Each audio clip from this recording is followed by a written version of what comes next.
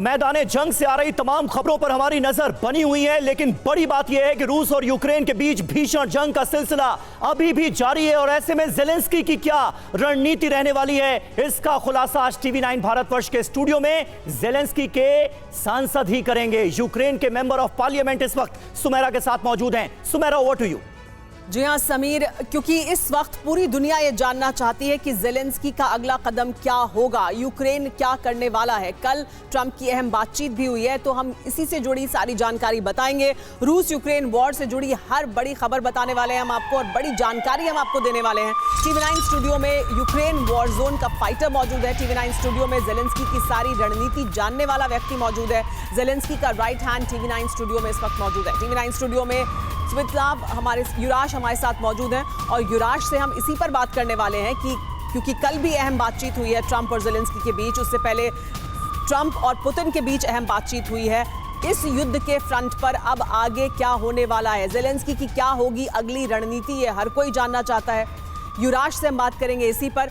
युराश, everybody right now wants to know that what would be the next step that Zelensky would take. Zelensky and President Trump had a conversation of 1 hour yesterday, but after that, today, the biggest news that we have is that there were 30 strikes that happened over different cities in Ukraine. It shows very clearly what Russia actually is, and nobody wants peace more than Ukrainians. We have desired peace through it all. The fact is that we want peace that will last. We want peace that provides for security and prosperity for our people. So the point is that Russia is not interested in that. It's showing that, but every airstrike, every attack, every death, every murder, all the destruction it's causing all around Ukraine. We are hoping and we are building the coalition with all these other countries to try and ask for the peace that lasts. But yesterday, in the conversation that Trump had with Zelensky, Zelensky has agreed that he would not strike on the energy infrastructure, on roads, on ports. So that agreement has, how do you see that agreement coming? So is this a move towards the ceasefire? Of course, it's a step in that direction. It's very important to understand that the fact that Russia is attacking all infrastructure around Ukraine throughout this war, civilian, military, all kinds of it. So the point is, all these steps are very important here. But again, it should last. There should be more on the table than just a piece of paper. Russia's notorious for breaking these agreements. So what we need to do and talk about is what other steps there will be that guarantees this lasts. We also have Manish Jha with us. He is in Zaporizhzhia right now. Manish, आप भी सवाल ले सकते हैं अगर आप युराश से सवाल लेना चाहते हैं, लेकिन हमारे साथ युराश मौजूद है और युराश का ये कहना है, हम अपने दर्शकों को भी बता दें कि दरअसल वो क्या बताना चाहते हैं। तो युराश का ये कहना है कि यूक्रेन गंभीर है, शांति चाहता है यूक्रेन, लेकिन गारंटी भी चाहता है कि रूस के तरफ से जो हमले होंगे और रूस की जो रणनीति है उस पर उन्हें गारंटी मिले, लेकिन वो गारंटी अभी तक उन्हें मिल नहीं रही है कहीं से। युराश, Ukraine has always been demanding that they should get guarantee against whatever Russia would plan after the ceasefire comes into action. But that guarantee has not been given yet. Yet Trump wants that you should go ahead with the ceasefire, you should step towards it without those guarantees. So would Zelensky go ahead with the ceasefire plan without the guarantees that Ukraine wants? We have the offers of all kinds of support from different partners around the world and the engagement, especially of India, in this discussion. So we have the understanding that the world is watching, world is taking part in the discussion about the peace in Europe that the Ukraine situation needs. जी मनीष, आप सवाल लेना चाहते हैं? मनीष, आप सवाल लें उससे पहले मैं आपसे भी जानना चाहती हूँ कि देखिए, एक तरफ पुतिन और ट्रंप की बात होती है और फिर ट्रंप की ज़ेलेंस्की से बात हुई और उसमें ज़ेलेंस्की ने कई अहम बातें कही हैं, जिसमें एनर्जी इंफ्रास्ट्रक्चर पर हमले नहीं किए जाएंगे, ये बात मानी गई है, लेकिन उसके बावजूद आज 30 हमले हुए हैं यूक्रेन पर।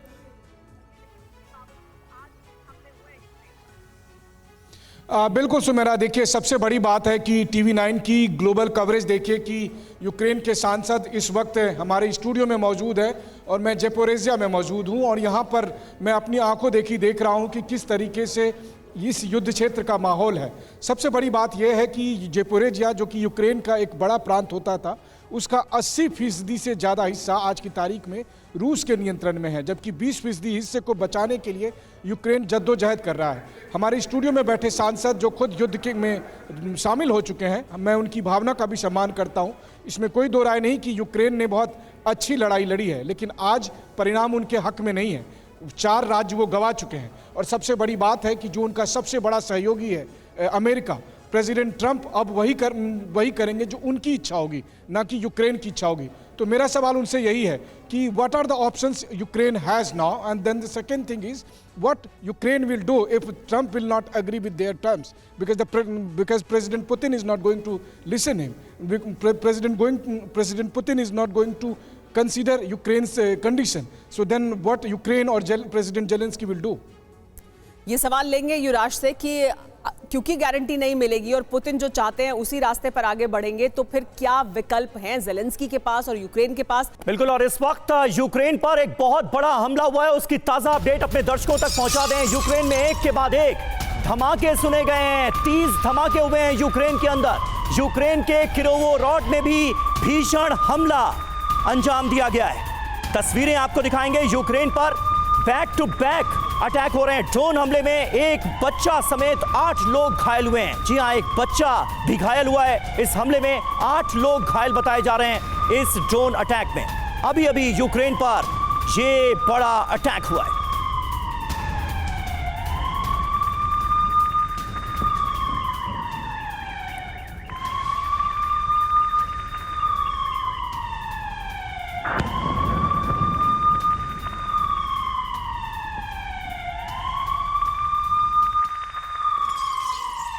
और एक और बड़ी खबर है, किरोवोरोड में रूस की भीषण ड्रोन स्ट्राइक हुई है। किरोवोरोड में रूस के हमले के बाद भारी विध्वंस की खबर है।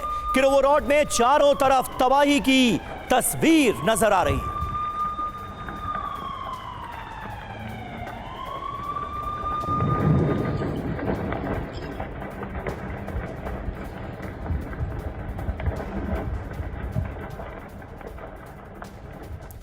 तो किस तरह से देखिए, किरोवोरोड में सभी ट्रेनें रद्द कर दी गई हैं। रूसी हमलों के बाद रेल सेवा ठप हो गई है। यूक्रेन के किरोवोरोड में रूस ने ये बड़ा अटैक किया है। ये ऐसे समय में हो रहे हैं अटैक यूक्रेन पर जो थम नहीं रहे हैं, तब जबकि दूसरी तरफ अमेरिका और रूस के बीच बात हो रही है, अमेरिका और यूक्रेन के बीच बात हो रही है शांति स्थापित करने को लेकर, लेकिन शांति होती हुई दिखाई नहीं दे रही है। हमले लगातार जारी हैं। देखिए किस तरह के हमले किए गए हैं। 30 हमले हुए हैं, जिसमें किरोवोरोड में जिस तरह से हमला हुआ उसके बाद ट्रेन सेवाओं को भी रोका गया है। ट्रेन सेवाएं ठप हो गई हैं। देखिए हम 3 तस्वीरें आपको दिखा रहे हैं, किस तरह से कैमरे में कैद हुई है तबाही की तस्वीर। अभी अभी यूक्रेन पर बहुत बड़ा हमला हुआ है। रूसी हमलों के बाद दहला है यूक्रेन।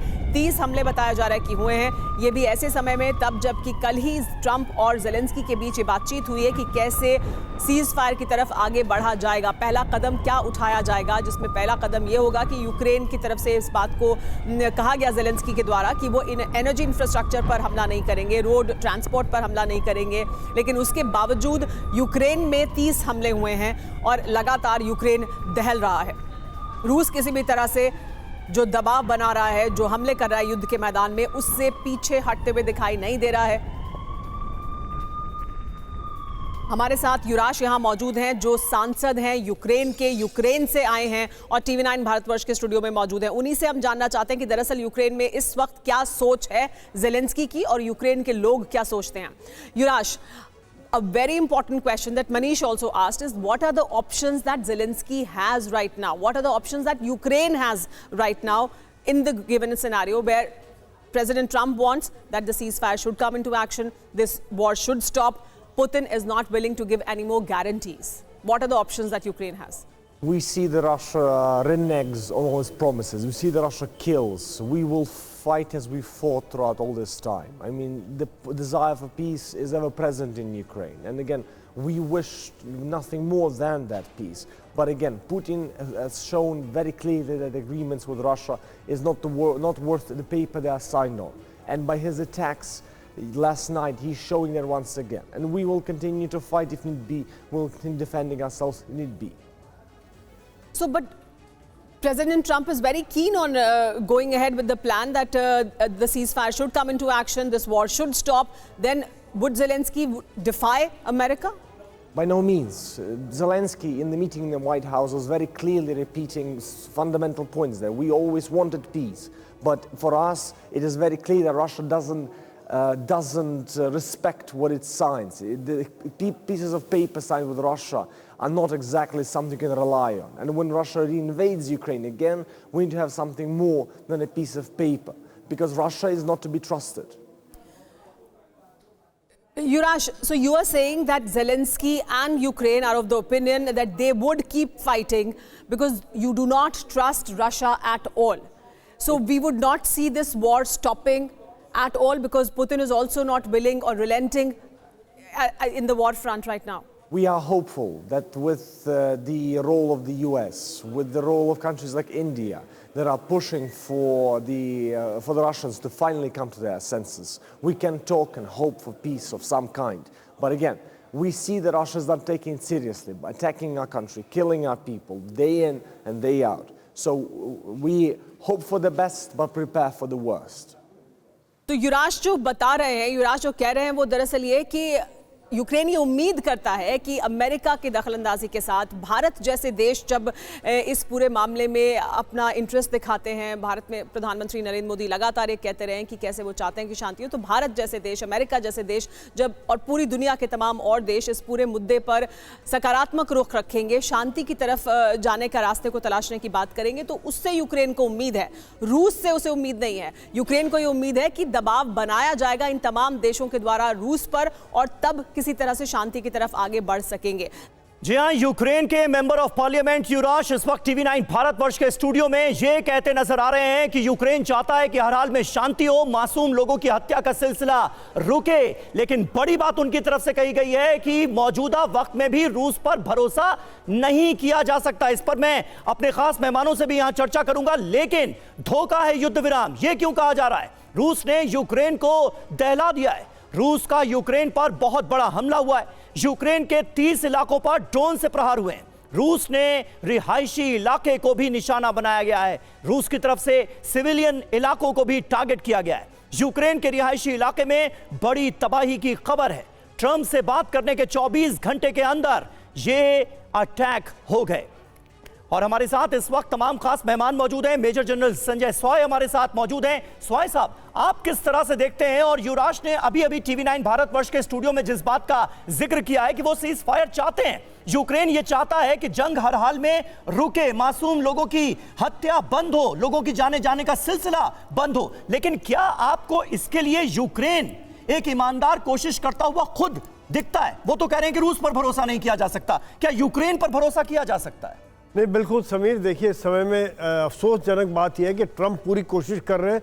20 जनवरी के बाद से वो लगातार इस चीज़ को, एक तो पूरी अमेरिका का फोकस इसी के ऊपर है कि किसी प्रकार से सीज फायर हो जाए, लेकिन शायद दोनों ही पार्टी मानने को तैयार नहीं। दोनों की अपनी अपनी कंडीशंस हैं।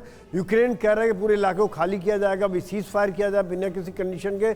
रशिया को भी अपना सिक्योरिटी का खतरा है। यूक्रेन सिक्योरिटी गारंटी चाह रहा है, उधर से रशिया भी चाह रहा है सिक्योरिटी गारंटी कि क्या वो यूक्रेन नाटो में नहीं मिलेगा इसके बाद, क्योंकि युद्ध वहीं से शुरू हुआ था। इसके बारे में कोई बात नहीं हुई है। ये मैं बल्कि मिस्टर युवराज जो MP है उनसे भी जानना चाहूँगा कि नाटो के ऊपर ज्वाइन करने के बारे में यूक्रेन का क्या स्टैंड रहेगा बाद में, जब भी अभी बातचीत होगी। लेकिन कुछ बातें ऐसी हैं जिनमें दोनों पक्षों में सहमति नहीं हो पा रही है। उधर से यूरोप का सहयोग लगातार यूक्रेन को मिल रहा है, क्योंकि शायद यूरोप भी नहीं चाहता है कि यहाँ पर शांति हो, क्योंकि अगर यूक्रेन लड़ता रहता है तो यूरोप अपने आप को सुरक्षित महसूस करता है कि रशिया यूरोप से यूक्रेन के साथ उलझा रहेगा और यूरोप सुरक्षित महसूस करेगा। वो एक इनडायरेक्ट लड़ाई लड़ने में बिलीव कर रहे हैं। तो यहाँ पर मेरे हिसाब से कहीं ना कहीं बातचीत के द्वारा फेज्ड मैनर में शांति की जाए, जो शायद दोनों देशों के लिए बेहतर रहेगा। नहीं तो दोनों ही देश बर्बादी की ओर आगे बढ़ते जा रहे हैं। Sameer,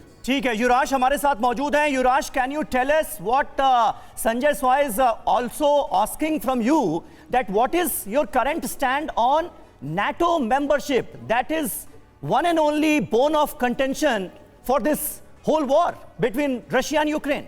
It's sadly not the only bone of contention. Russia wants our nation to disappear. The fact is the NATO is the only guarantee that we can essentially see working. We have countries that were former parts of the Soviet Union. They've joined NATO, and they're not getting attacked. They don't have a war going on. We know that the only path to security is through NATO. Okay ठीक है, तो ये एक बड़ी बात देखिए निकलकर सामने आ रही है। नाटो मेंबरशिप पर जो रुख है यूक्रेन का, उसके बारे में युवराज हमें बताने की कोशिश कर रहे हैं, और साथ ही साथ वो ये कह रहे हैं कि यूक्रेन की सुरक्षा की गारंटी इस वक्त ज़ेलेंस्की के लिए, यूक्रेन के लिए एक बड़ा मुद्दा है। एक और बड़ी खबर है, रूस के ऑयल शिपमेंट पर यूक्रेन का हमला हुआ है। यूक्रेनी ड्रोन हमले के बाद ऑयल शिप में आग लग गई है। हमले से रूसी पोर्ट को भारी नुकसान की खबर है।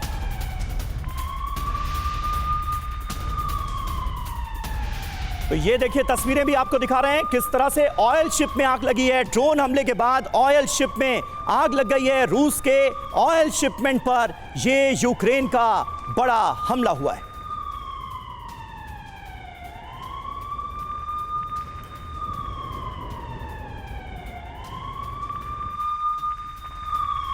ऑयल शिप पर हमला किया गया यूक्रेन द्वारा रूस के। लेकिन इस बीच एक और बड़ी खबर आपको बता दें, पुतिन ने अमेरिका के सामने एक बड़ी शर्त रखी है। 5 इलाकों को रूस का हिस्सा मानने की शर्त रखी है, जिसमें ज़ैपोरिज़िया शामिल है, और खेरसोन को रूस चाहता है कि उसका हिस्सा डिक्लेयर किया जाए। शर्त नहीं मानने पर विध्वंसक हमले की चेतावनी रूस द्वारा दी जा रही है। तो ज़ैपोरिज़िया और खेरसोन को रूस चाहता है कि उसके हिस्से घोषित किए जाएं।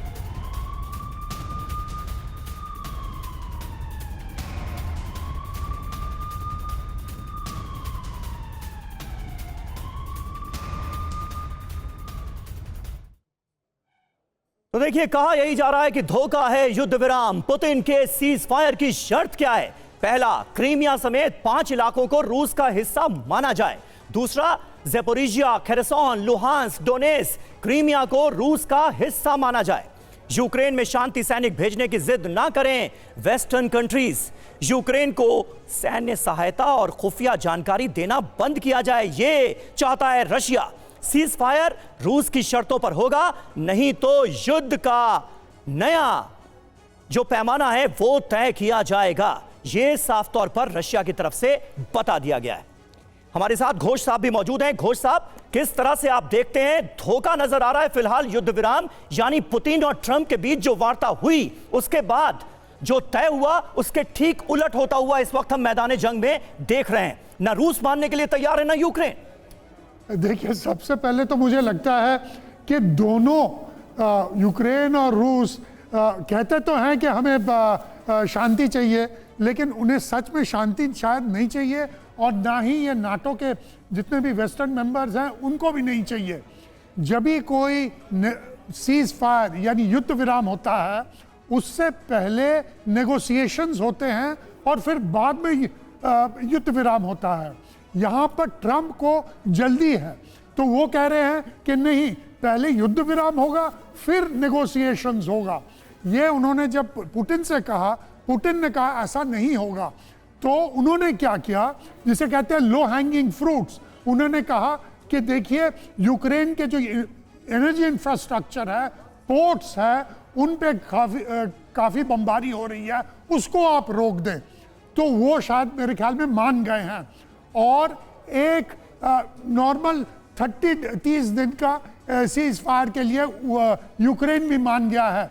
लेकिन इसमें एक अजीब बात देखिए, उन्होंने जब ट्रंप से बात की, ज़ेलेंस्की ने, उन्होंने कहा कि मुझे और मिसाइल्स दीजिए, और फिर क्या कहा, ट्रंप ने कहा कि आप जो ज़ैपोरिज़िया न्यूक्लियर पावर प्लांट है जो 80% रशिया के अंडर है और 20% यूक्रेन के अंडर में है, और जहां पर इंटरनेशनल एटॉमिक एनर्जी भी देखता है, वो आप अमेरिका के नाम कर दीजिए।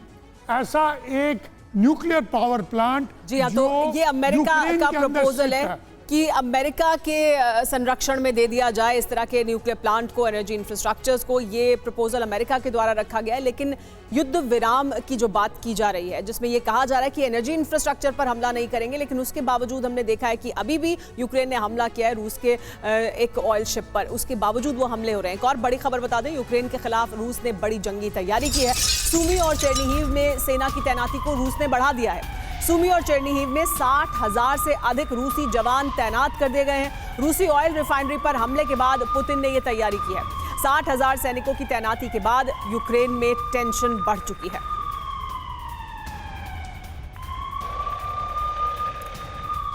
तो देखिए रूस की जंगी तैयारी कैसी है। ये लगातार कहा जा रहा है कि सीजफायर की कोशिश हो रही है, लेकिन जंग की तैयारी उससे ज्यादा तेजी से की जा रही है। यूक्रेन में टेंशन हो गई है, इसकी वजह से सुमी और चेर्निहिव पर कब्जे की तैयारी में है रूसी सेना। रूस ने सुमी और चेर्निहिव बॉर्डर के पास अपनी सेना की तैनाती को बढ़ा दिया है। पुतिन ने सुमी और चेर्निहिव में 60,000 से अधिक जवानों को तैनात किया है। सीजफायर के बीच सुमी और चेर्निहिव के करीब तैनाती से यूक्रेन में दहशत है। कुर्स्क में भी यूक्रेनी सैनिकों पर बड़े हमले की तैयारी की जा रही है। कुर्स्क में बॉर्डर पर सैनिक और विध्वंसक हथियार तैनात किए गए हैं। कुर्स्क में 90% हिस्से पर रूस ने एक बार फिर कब्जा कर लिया है, वापस कब्जा किया है। मनीष हमारे साथ मौजूद है। मनीष, देखिए बातचीत चल रही है लगातार। ट्रंप जो कोशिशें कर रहे हैं वो दिखाई दे रही है कि वो पुतिन से भी बात कर रहे हैं, वो जेलेंस्की से भी बात कर रहे हैं। ये कहा जा रहा है कि एनर्जी इंफ्रास्ट्रक्चर पर हमले नहीं होंगे, इसको लेकर किसी हद तक सहमति बनी है। लेकिन हम देख रहे हैं कि हमले भी हो रहे हैं, एनर्जी इंफ्रास्ट्रक्चर पर भी हमले हो रहे हैं और तैयारी रूस अपनी बढ़ा रहा है, कम नहीं कर रहा है। तो दरअसल ये युद्ध और ज्यादा विध्वंसक होने वाला है क्या सीज फायर होने की बजाय?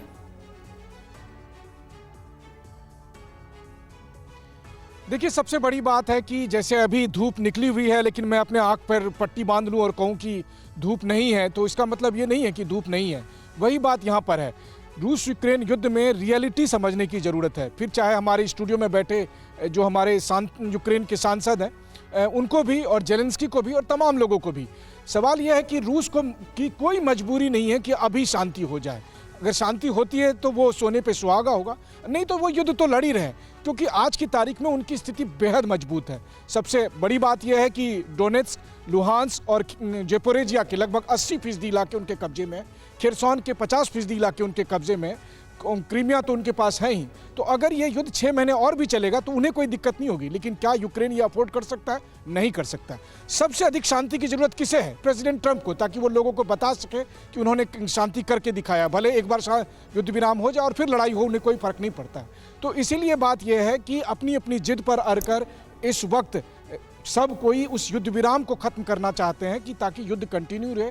और अगर युद्ध कंटिन्यू रहेगा तो फिर रूस की तरफ से तो हमले होते ही रहेंगे। बल्कि मैं आपको बताऊं कि मैं जब खुद ज़ेपोरिजिया न्यूक्लियर प्लांट के अंदर था, उस वक्त भी गोले दागे जा रहे थे। अभी भी अगर मैं फ्रंट लाइन के आसपास जाता हूं तो लगातार हमले हो रहे होते हैं। बिल्कुल, हमले यानी वहां पर भी अभी भी रुके नहीं है। हमलों का सिलसिला जारी है और टीवी 9 भारतवर्ष इकलौता ऐसा चैनल है जो कि ज़ेपोरिजिया न्यूक्लियर पावर प्लांट के अंदर जाकर रिपोर्टिंग कर रहा है और वहां से भी हमने आप तक तस्वीरें पहुंचाई। लेकिन रूस पर यूक्रेन भी अटैक कर रहा है। एक और तस्वीर हम आपको दिखाने जा रहे हैं हमले से जुड़ी।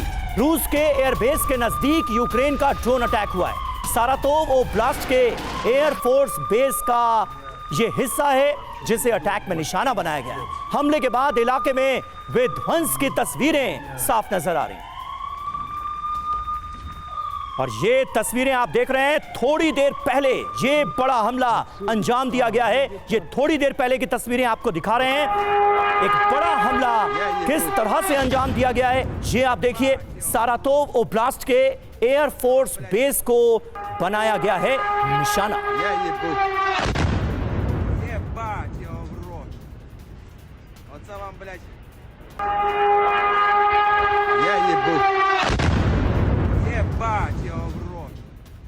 और ये देखिए ताजा हमले की 3 तस्वीरें इस वक्त आपके सामने हैं। एयरफोर्स बेस को, रूस के एयरफोर्स बेस को यूक्रेन ने बनाया है निशाना। ये तस्वीरें आप देखिए, एयरबेस के बिल्कुल नजदीक ये ड्रोन अटैक हुआ है यूक्रेन का। महेश सचदेव सर हमारे साथ मौजूद हैं। सचदेव सर, किस तरह से आप देखते हैं यूक्रेनी सांसद युवराज टीवी 9 भारतवर्ष के स्टूडियो में जिन बातों का जिक्र कर रहे हैं, उन्होंने बहुत मजबूती से यूक्रेन का पक्ष सामने रखा, लेकिन यूक्रेन पर यह भी आरोप बार बार लग रहे हैं कि यूक्रेन कहीं ना कहीं यूरोप की शय पर इस जंग को आगे बढ़ाने की कोशिश कर रहा है। इस आरोप में आप कितना दम मानते हैं? ये परिस्थिति बदल गई है। इस महीने के शुरू से अब तक जो क्रमबद्ध इवेंट्स हुए हैं उनमें व्हाइट हाउस का प्रकरण आप सबको ज्ञातव्य है, और उसके बाद जिस तरह से लंदन समिट हुई और ज़ेलेंस्की साहब को उसमें यूरोप का पूरा समर्थन में दिया गया और 20 बिलियन डॉलर की मिलिट्री असिस्टेंस की बात हुई, तो इन सब से और फिर बाद में कल जैसे बात हुई है ट्रंप साहब की और ज़ेलेंस्की साहब की, तो युद्ध विराम के को लेकर के जो माहौल बन रहा है, इसमें एक तरह से प्रतिस्पर्धा समय के साथ हो रही है। दोनों पक्ष ये चाहते हैं कि अधिक से अधिक ग्राउंड वो कवर करें। और इसका एक बड़ा एग्जाम्पल कुर्स्क में देखने को मिल रहा है, जहां बातचीत होने के बाद भी, पुतिन की शर्त सामने आने के बाद भी यूक्रेन ने यह क्लियर कर दिया है, ज़ेलेंस्की ने कह दिया है कि कुर्स्क से हमारी सेनाएं पीछे बिल्कुल नहीं हटेंगी, कुर्स्क हम नहीं छोड़ने जा रहे। जी, जो पहली जो खेप है युद्ध विराम की, वो एक तरह से सांकेतिक है, सिंबॉलिक है कि एनर्जी इंफ्रास्ट्रक्चर पर 30 दिन तक कोई अटैक नहीं किए जाएंगे। और इस बीच एक बड़ी खबर युद्ध के मैदान से आ रही है, माफ कीजिएगा सर, रोक रही हूं मैं आपको क्योंकि इस वक्त एक बड़ी खबर आ रही है, ये बता देते हैं। ज़ेलेंस्की का इंतजार खत्म हो रहा है, यूक्रेन पहुंचा है F-16। सीज फायर के बीच यूक्रेन को मिला है F-16 fighter jet. F-16 fighter jet की नई खेप यूक्रेन पहुंच गई है।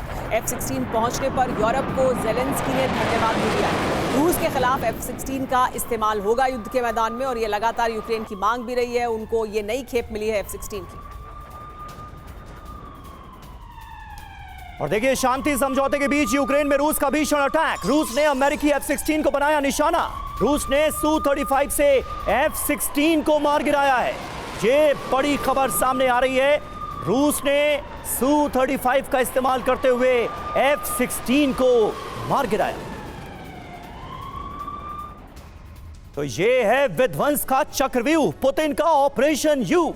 युद्ध विराम एक धोखा है। यूक्रेन पर रूस का विध्वंसक हमला हुआ है। बातचीत के 24 घंटे के अंदर अंदर यूक्रेन पर हमले हो गए। रूस ने अमेरिकी ताकत पर प्रहार किया है। Su-35 S-400 से अमेरिकी F-16 को निशाना बनाया गया, हमला किया गया। ज्वाइंट ऑपरेशन में अमेरिकी F-16 को तबाह कर दिया गया। अमेरिका ने यूक्रेन को 6 F-16 जेट्स दिए थे और अब ये रूस के टारगेट पर हैं। यूक्रेन में अब तक 2 F-16 फाइटर जेट्स तबाह कर दिए गए हैं। तो इन तमाम बड़ी खबरों पर लगातार हमारी नजर बनी रहेगी। रूस यूक्रेन जंग का अंजाम क्या होता है, ये दुनिया जानना चाहती है।